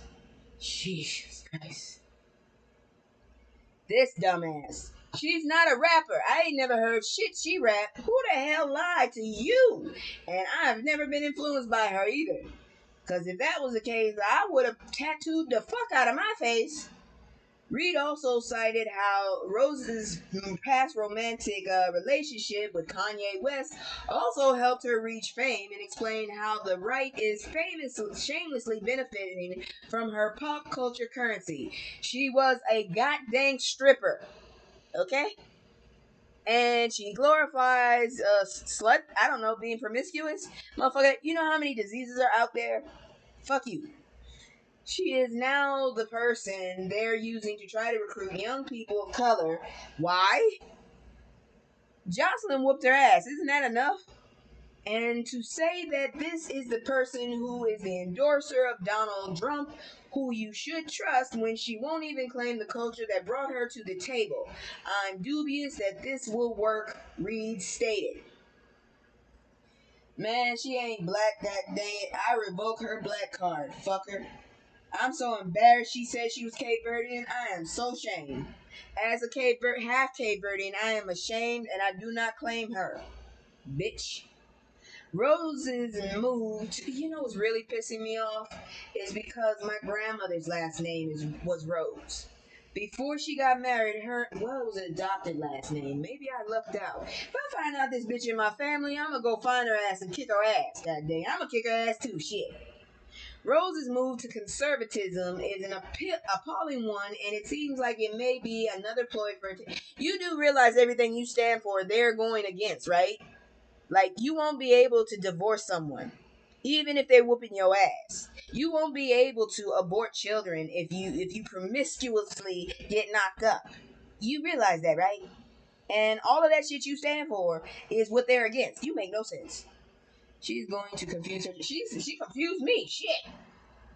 As Reed pointed out, black folks never have taken political cues from Amber Rose, and we sure as hell aren't gonna start now. Hell, I never took her seriously. As soon as her ass popped up talking about Kanye's dating a stripper, I'm like, what the fuck? Then they said that dumbass was Kate Berry. I'm like, oh hell no. Cause right before that was the fuckery of what you call it? Oh yes, she's a stripper. Man, that is. Let me just tell you something. You strip because you have to make a life. If you strip because you like it, I'm not sure what to tell you, motherfucker. I really ain't. Shit, that is nothing to glorify. Anyways, let's go on. God dang, y'all get on my damn nerves with this bullshit. It's ridiculous. So, NFL Hall of Famer Terrell Davis says he was handcuffed and removed from a flight. We get it from every damn direction, ain't we? Hey, man, just get away from that ball. It ain't for you. Yeah, that's interesting. What the fuck are you talking about? What? I'll give you some food after this live, okay? Shit. You didn't finish your dinner in the first place. NFL Hall of Famer Terrell Davis says he was handcuffed and removed from a flight headed to California following an accusation by a flight attendant Saturday. I'm still in shock over the traumatizing events that occurred Saturday aboard a United flight from Denver to Orange County with my wife, 2 sons, and daughter, Davis, the former Denver Broncos running back, said on social media. There was no period. It was just comma. Davis, who played for the Broncos from 1995 to 2001 and helped them win two Super Bowls, said the incident happened after his son requested a cup of ice during the beverage part of the trip. The flight attendant either didn't hear or ignored his request and continued to pass our road, Davis said. I calmly reached behind me and slightly tapped his arm to get his attention. I thought it was a woman. Damn, pussy. Okay, to get his attention again and ask for a cup of ice for my son. His response and the events that followed should stun all of you. He shouted, "Don't hit me," and left the car to hurriedly approach the front of the plane. I was confused, as were the passengers in front of me who witnessed the exchange. Davis continued, "I thought nothing of it other than this particular employee was incredibly rude and blatantly wrong in his accusations of me hitting him. I did not see or interact with him further for the duration of the flight. He's a pussy." That's all I'm going to say. The flight attendant is a pussy. Davis said after the plane landed, 6 FBI and other law enforcement agents boarded the plane, placed him in handcuffs, and removed him from the flight in front of his family. I was and remain humiliated, embarrassed, powerless, and angry, he said. That was a setup if ever. During questioning, he was rightfully determined by the agents that his flight attendant was inaccurate in his accusations, and the agents profusely apologized, even offering to support me and my family in any way possible. That's fucked up when you get the FBI turned against you because you a liar. Damn. In a statement, the FBI did not name Davis but confirmed that agents and local law enforcement officers at John Wayne Airport in Santa Ana responded to a report of an incident aboard a flight. One person was detained for questioning and was cooperative and was released to continue his travels, the FBI said. They should find your ass and fire you. United Airlines said in a statement to the NBC News, "This is clearly not the kind of travel experience we strive to provide, and we have reached out to Mr. Davis' team to apologize. We have removed the flight attendant from duty while we closely review this matter." Davis was inducted into the Pro Football Hall of Fame in 2017. He rushed for 7,607 yards and 60 touchdowns. Have no idea what that means in his career while winning NFL MVP honors in 1998. That's all I understood. Either way it goes, it's bullshit, and I'm glad all this fuckery is over. I believe that was my last fucked up story that has to do with this world right now. So, before we continue to some better news, yeah, let's not do that yet. I don't want to oversaturate with my commercial. So, let's go to the next story, which is better. Thank goodness, because I get bummed out with all these sad stories. Some of them I even cut out because I don't want to even give light to the shit because it gets on my nerves. But sometimes you just gotta, show the ugly for what it is. I'm not just gonna show, I'm not gonna just glorify us because we got some ignorant ass people in our group. But this woman, I just want to show y'all some what you call it, some black excellence. Here we go, some black excellence. She lost her mom and they tried to bring her down, but she back. Here goes some photos of Shakari Richardson. Thank God, something good. Emotional content. So here we go. In anticipation of her performance at 2024 Olympics, let's take a look at one of our own's best moments. I love looking at some of the best moments. This was from Trial Days, Day 2 of the Olympics. Yeah, dang, she is built. This girl is fit, and look at them nails. How the hell are you built and stylish? That just, wow. And you can see the determination on her face. She ain't playing around. She came to win. So this is also her. It's a close up. Ooh, I like her hair. That is a nice little hairstyle. Is she doing it on purpose with the eyebrow? Because I know some people whose eyebrows are naturally like that. I like the hair though. We had to do this twice because just look at that smile. And she poses after winning the 100-meter final on day 2. That's what she was doing. That girl is very expressive. I think that's her hair. That's her hair. Anyways, this is her, the Wanda Diamond. Look at that. I hope she gets a new outfit though. This was in Oregon. That was a classic. Maybe this is her signature? I don't know. We just going through these because I just want to show y'all some of her best shots because I get tired of hearing bad things about people. She is styling. Unfortunately, nobody told her she had lipstick on her teeth, but still, she is a winner. That's all that matters. Them damn nails I can't get over. Wow, how the hell did she not lose that thumb? That thumb ring. You are blessed, girl. This was in Qatar. She was winning her first Diamond League win. The girl is international. I love her hair. This was her in Budapest in 2023, day 3. She is styling and profiling. I like that little outfit. For some reason, she looks younger in this picture. I don't know why. She looks fresh faced. I like this picture. It's very pretty. Again, with the thumb ring. I don't know how that's happening, but I love that she hasn't lost it. She looks very youthful there. I don't know why. This one, again, this is day 8 in Budapest of 2023, and she's terrifying everybody. That's probably how she won. Shit, she looks scary. Looking truly triumphant. Richardson wins the women's 4-time 100-meter relay during the final during day 8 of the World Athletic Championship in Budapest. And there she is. She is still built, but damn, she was terrifying, even if she had a butterfly in that hair. God, roar, girl, roar. Here she is, and we're going back in time, I guess. New York Grand Prix 2022. She is showing off that blonde with the bindi on the head. She's got her, belly dance theme going on, and her stripper arm thing going. I don't understand fashion, okay? Goddamn. How the hell with them? I don't know how to put eyelashes on either, so I ain't even gonna play. Shit, maybe I'm hating. I don't know. I tried to put them on and I thought I looked ridiculous. Here she is styling with blue. At least the girl can coordinate. Shit. And her tattoos are on point. The girl can wear it. She got the body for it. Let her do it. Switching it up on the blue tip, Richardson reacts after winning the women's 100-meter prelims during the USA TF Golden Games and World Athletics Continental Tour. I think they make money off this shit. I was scared when they disqualified her. This was in 2021, by the way. Maybe this is back. I don't know. This was in 2020. We going all the way back. She looking like a flaming fire, and she already knew she was going to win. Look at that. The girl can pose. Play with me. The girl can pose.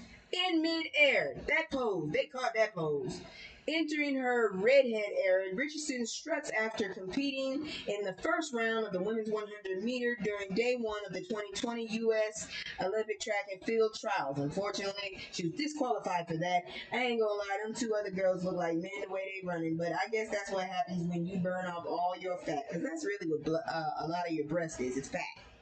Anyways, this is in 2020 as well. On day 2, she already knew.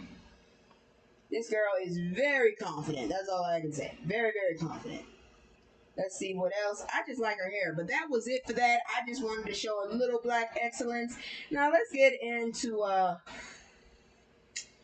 okay, yeah. Let's get into celebrity news. Ain't nobody got time for that. So, give me a minute. I forgot to take that one down. Wait, what? Lenny Kravitz takes phone call from Denzel Washington on stage. Why would you do that? That's ignorant. Whatever. I guess if you're famous, when you're a rock star, you can do whatever you want. So if you're Lenny Kravitz, your longtime friend, I didn't even know they were friends. Denzel Washington calls while you're on stage. You don't have to wait to pick up the phone. Apparently, people let you do that. I got yelled at. During a recent stop on his Blue Electric Light tour, the Flyaway singer took a moment to shout out the legendary actor, saying, "I'm sorry, my big brother just called me up on the phone to say hi." He then held up his phone, announcing, "Y'all know Denzel Washington." This caused the crowd to go wild, something the rocker encouraged, bringing a smile to Denzel's face. "All right, brother, I love you. I'll call you later," the actor-singer said as he concluded the call. Must be nice. I honestly be thinking these people, but why is he standing like that? That just looks weird. Is he wearing high heels? I feel like he's wearing high heels. Kravitz posted the moment on Instagram with the caption, "When your brother calls and you're in the middle of a show." The replies to the video seem to agree that Lenny took the only possible course of action. One user pointed out that he was simply doing what was expected. When Denzel calls, you drop what you're doing. It's the rule. It's the rule book, I think. Oh, great! So Denzel Washington is the black Chuck Norris. Is that what y'all saying? Oh boy. If y'all don't get it, it's from like the late 90s, early 2000s, and you're too damn young. Another person noted that "it ain't over till it's over." Rocker lives differently than the rest of us, replying, "You can never outflex Lenny, damn." As if celebrating his friendship with Denzel wasn't enough, Lenny continued to rile up the internet by posting a photo of himself enjoying me time with a magazine and teacup in a bathtub. As you would expect, this image sent the 60-year-old artist's fans in a frenzy. Why? Oh, I guess that's why. I don't know. I'm asexual, so I feel like I want to know why are his shades on in the damn bathtub and that damn teacup is empty. What the hell is the purpose of having an empty teacup? I really don't think, unless vodka was in there was nothing in there. Just freaking take a naked picture then if you want to show yourself off, sir. Really? I am not impressed. One person wrote, "I identify as a bathtub. You're a freak." We've seen a lot of these photos coming out of Lenny's world tour, leading one fan to call him king of thirst traps. I would agree. Meanwhile, another user who has their priorities in order wrote, "Is the water still hot in the tub or in the damn cup? Because I'm still mad about the cup." Seems like Lenny Kravitz is trying to save the world one Instagram post at a time. Not me. I'm highly confused. What was up with that cup? I want to know about the cup, damn it. I'm not happy about that damn cup. Why was it empty? He didn't have nothing in it. That's what I'm trying to get y'all to understand. He just was sitting in the tub with a cup. Why are you sitting in the tub with a cup? That's all I really want to know. Why are you sitting in the tub with a cup? There's no purpose for that. There was no purpose for him to be sitting in the tub with a cup. If you want to show yourself off, show yourself off. God dang it. Damn thirst trap bastard. Anyways, here go my commercial again because I always forget to say what I needed to say. So here you go. It's just, Oops. Damn it. it's just me and the fam. It's just me and the fam. Yeah, yeah. It's just me and the fam. See my little Tay-Tay, that's my girl, that's my mascot. No one's go for hours and some hours till we pass out. Stay inside the house, turned up with them racks out. Stay inside the house, turned. Now, if I talked about Drake, you know I'm gonna talk about Kendrick. So here we go. Why Kendrick has never been the one to play with. He doesn't look like a person that you would really push too far. Those quiet ones are kind of scary. Kendrick Lamar is having an arguably the best year of his career, and he hasn't even dropped or announced an album. Though I really want to see what that preview song on the Not Like Us video was about, because that sounds like a banger. Anyways, despite the hiatus he's had between albums and the constant questions on whether he's prepared to hold down the crown as king of hip hop, K. Dot's longtime fans aren't all surprised at his supremacy. They've always known he had it in him to be a legend. While many rappers focus on commercial appeal and numbers, Lamar has always prioritized quality and culture in the process. It has become hold on, something's trying to bite me again. Has become the undisputed top dog in rap. Kendrick is a legend now, lyricist now, best lyricist. Exactly. You can actually listen to his words. Some of them, like from his older discs, were a little profane, but you gotta expect that because he was young and he was finding his words and stuff. Like when he was with the black hippies and stuff, some of that stuff was kind of yeah. But you can actually listen to his words and actually, uh, think about it without like, what the fuck, where'd you come from with that? You know what I'm saying? But anyways, before he was known as Kung Fu Kenny, yeah, let me try that again. Before he was known as Kung Fu Kenny or the Boogeyman, I call him Baba Yaga for black folks. Lamar was simply a battle rapper out of Compton, battling any and everyone who was up to the challenge. Drake, did you know that? I just want to know if you knew that, because if you knew that, why the fuck did you do that? You never bring a knife to a gunfight, you dumbass. Sitting up there with a damn toothpick. Without knowing it, he was preparing himself for one of the biggest moments in the genre's history. Man, he literally put a defibrillator to hip hop. Whew, that's all I can say. Coming up in the blog area where there were so many talented artists from across the world fighting for the ears of young hip hop listeners across the internet, Lamar found a way to stand out. Initially, he was like any other artist looking to find his sound and crowd. In 2009, he released his third mixtape, C4, which is initially a tribute project to Lil Wayne's 2008 mega album, The Carter 3. I'm so sick of Carters, I wish he would come up with a different name. While it showcased his raw talent, fans didn't truly get who the man behind the music was. I think the intelligent people got it. That changed later that year with the release of Kendrick Lamar, a self-titled EP on which he first referred to himself as his government name. From that point on, Lamar attacked tracks with an intricate and descriptive pen that was able to tell a story in a way that felt like you could almost see it. It kind of freaked me out when he used his whole fucking name. I'm like, this first time I've seen someone put their first and their last name, I was like, damn, he just don't give a shit. The projects that follow included Overly Dedicated in 2010, Section Point 80 in 2011. While they weren't commercially successful, they set the blueprint for what you would be blueprint for what would be a historic 4-album run for Lamar, which included Good Kid, Mad City, To Pimp a Butterfly, Damn, and Mr. Morale and the Big Steppers. I still love Be Humble. Those skills he sharpened along the way prepared him for this incredible victory lap he's now on, and where instead of introducing a nuanced concept, he's dissecting his biggest rival, Hey Drake, with meticulous precision. I don't know what to tell you. I don't know what to tell you. Drake started that shit. You should have left him alone. I've been telling y'all, leave black people alone. We sick of y'all. We sick of the world. Leave us the fuck alone. But anyways, let's go check out some health. We are at war. All right, y'all. So, almost half of adult cancers are preventable through lifestyle changes. And I've said that. My mother has said that, and I even said it before that my aunt's husband had cancer, but he was literally eating right. It made him miserable, but he was eating right, and his health was getting better. But he decided he wanted quality over quantity, so he wanted better food, less time, and unfortunately we lost him. I'm not making light of that, but I am proving a point. Lifestyle changes do affect your health. So Let's look at this. More evidence has been found to back up long-held beliefs that lifestyle can greatly impact a person's risk of certain cancers.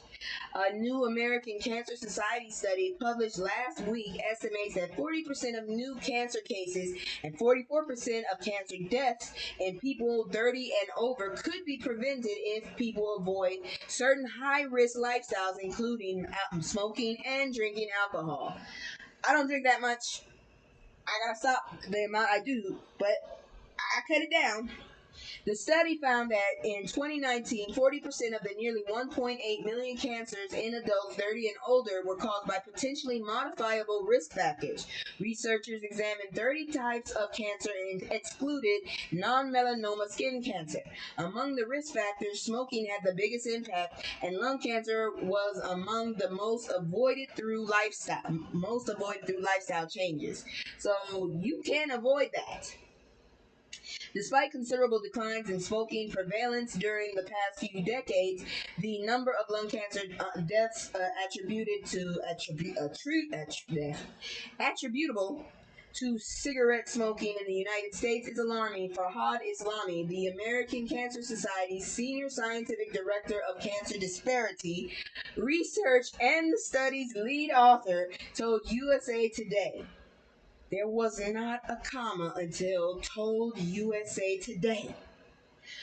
Other risk factors examined by researchers were excess body weight, alcohol consumption, physical inactivity, diet, and infections such as HPV, which most people get when they're not paying attention to protection in their late teens and early 20s, you perverts. Who the hell is that? Is that King Von? That ain't King Von. Anyways, according to the study in 2019, not King Von, King Bach. That's who I thought it was, and that's not him. According to the study in 2019, these risk factors were linked to more than 700,000 new cancer cases and more than 262,000 deaths. These are things that people can practically change how they live every single day to reduce their risk of cancer. Dr. Arif Kamal, Chief President Officer with the American Cancer Society, told CNN. Oh, and Terry, don't forget to check out the new video I let out. I did my 10 list that I told you about. I'm going to do part 2 probably this weekend. That's it for that story. I got one more, and then we're going to do our weird-ass news. And it is very freaking weird. Just letting you know, it's weird. We are. Study finds toxic metals in tampons, including organic brands. Researchers found 16 different toxic metals, including lead and arsenic, in over a dozen brands of tampons. This was reported 2 days ago. Anyone who has raised an alarm about the materials used to make menstrual products, specifically tampons, may just have a point. Several brands of tampons, including organic brands, have been found to contain toxic metals. Yeesh. According to a new study published in August 2024 edition of Environment International, a variety of tampons were found to have at least one of 16 different metals, including arsenic, barium, calcium, cadmium, cobalt, chromium, copper, iron, manganese, mercury, nickel, lead, selenium, strontium, vanadium, and zinc, point blank. Tampon use is a potential source of metal exposure. I hate tampons, real talk. I hate them. I don't use those bitches. I ain't telling you what I use, but I don't use those. The researchers analyzed the materials of 24 products from 14 brands, ranging from generic to store-bought to store brand to organic. While brands were not identified and not all of the tampons tested came back positive for the same metals at the same levels, researchers are still concerned with at least one metal in particular. And that is concerning. We found lead in all the tested tampons. Researchers wrote there is no safe exposure level to lead. Any proportion of lead that may leach out of a tampon and reach systemic circulation might contribute to negative health outcomes. Lead is stored in bones where it replaces calcium and can be retained in the body for decades. Be careful, y'all. With half of the population administrating, yeah, I'm not saying it again. And the study notes between 52 and 86 of the people using tampons. This news potentially applies to a wide swath of society. Meanwhile, earlier this year, a report noted that children in black communities are increasingly beginning their cycles earlier than the average age of 12. Mine was 13. I knew a girl started at 6 though. The tampon study notes that future research is needed to replicate its findings and ascertain whether metals can leach out of tampons and cause harm during use. In the meantime, experts are warning just how likely it could be. Speaking to Vogue about the study, OBGYN, oh my god, Banafshe Bayati said the vaginal mucosa has a large surface area that is highly vascular and permeable. As a result, the vagina allows for efficient absorption of chemicals. More importantly, this absorption enters the systemic circulation, bypassing the liver for detoxification.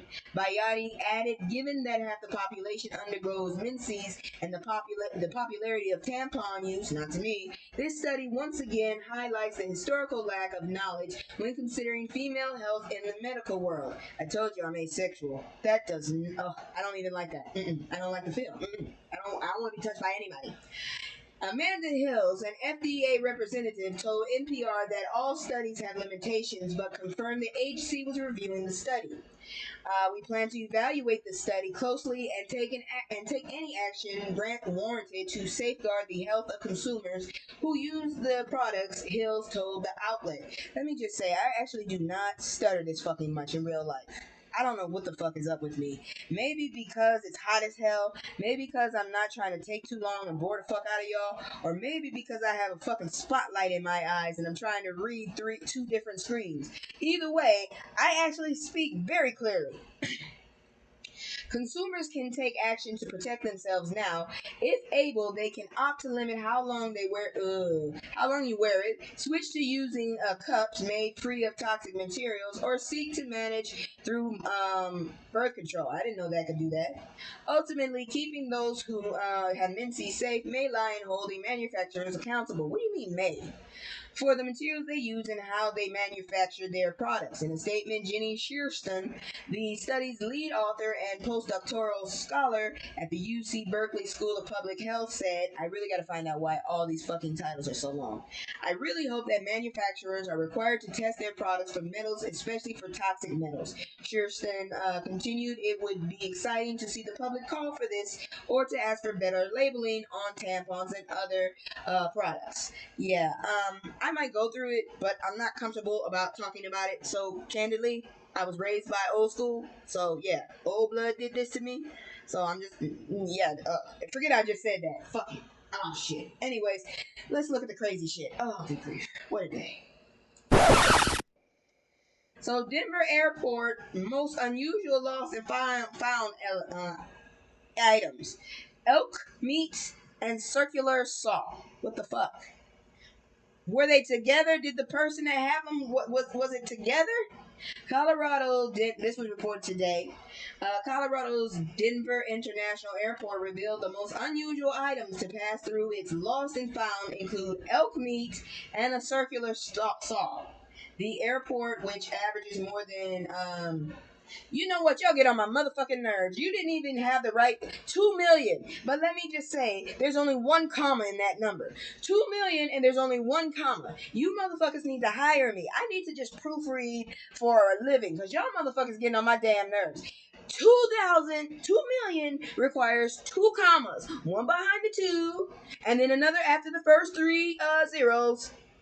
Not a goddamn 2000, then a comma 00. That is not 2 million. You motherfuckers failed math class, didn't you?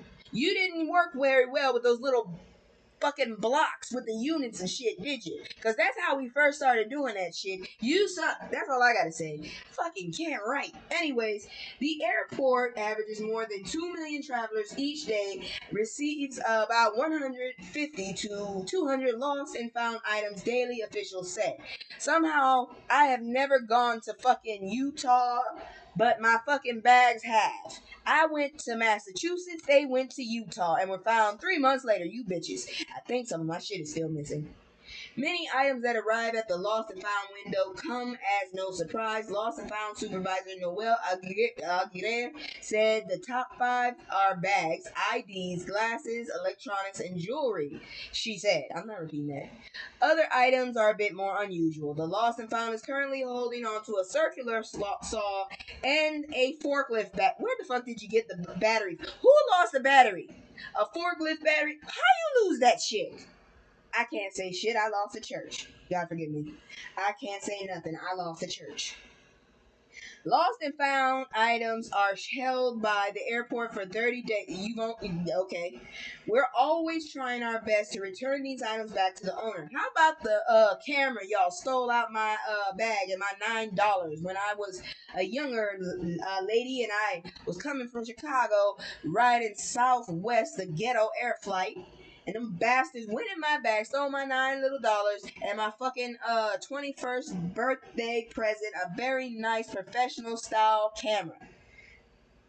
You could at least left me a fucking film. A survey of European hotels released earlier this year found some of the most unusual lost and found items left behind in a guest room included a full clown costume, a glass eye. How the fuck did you leave your glass eye? How many do you have? Dentures and multiple prosthetic lip. Who the? God dang, y'all don't give a damn. Y'all just. You must be rich. I heard these things are expensive. How the fuck you leave your leg? How the fuck you. How did you leave your eyes? The dentures I kind of can understand. But the eye? Fuck, you probably scared a lot of people unless you had a patch. Ew. Ew, that's scary. Shit. And that's it for the news. That is it for the news. I want to thank y'all. If you're in the Terry, you was my only guest, but I thank you anyways. I appreciate any engagement. Like I said, this shit is bigger than me. I gotta get the word out. I do the crazy shit just to get to lighten the mood. If you're on the replay gang, I love you either way. Please remember to like, subscribe, share. I'll be doing more comedy now that I figured this program out. I'm gonna try and elevate that too. I found another program that does the same kind but a little bit more advanced. So I'm always trying to elevate my work. I love y'all, and now here's my outro. Have a good night, y'all.